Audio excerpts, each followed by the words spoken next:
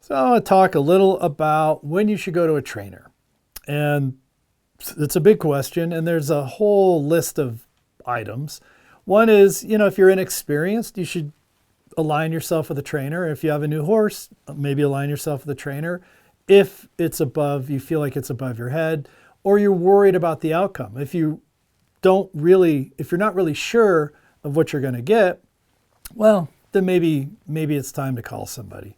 And a sure sign of when you should go to get some help is if you're getting some reluctance out of your horse, like it was doing things, moving along easily. All of a sudden, you hit this wall of reluctance and some resistance, and hopefully you catch that before it becomes full-on resentment. Because a horse that resents you is really trouble.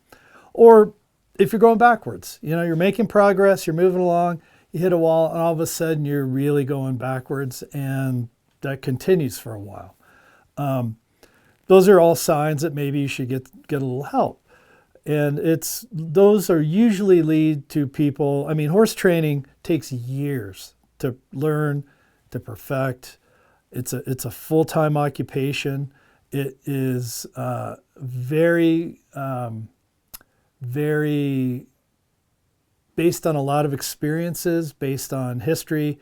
It's not this easy thing like it seems. There's a lot involved with it. And a lot of horses that are trained by amateurs, they tend to be overpressured. They have a lack of release.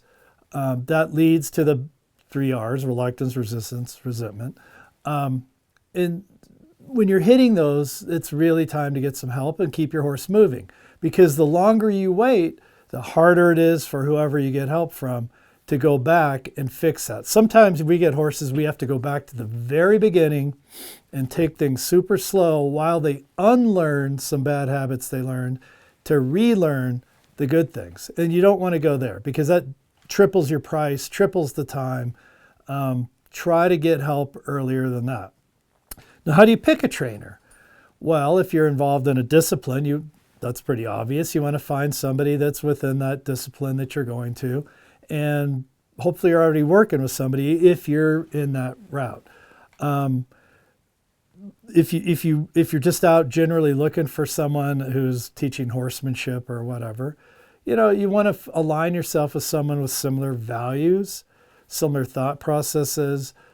They just know how to train a horse, but they're not much different than how you look at life. The other thing is go to their barn. If the horses all look kind of happy and well fed and cared for, and they're in a nice facilities, great. But don't judge a trainer by their facilities alone. A lot of us aren't in bazillion-dollar barns with helpers and whatever, and they're doing a lot of work themselves. So sometimes the maintenance falls behind a little because they're focusing on the horse. Now, the flip side of that is a very, very well manicured, taken care of barn with kind of, angry horses or not well-fed horses. So pick a guy or gal, a person, where the focus is on the horse more than anything else.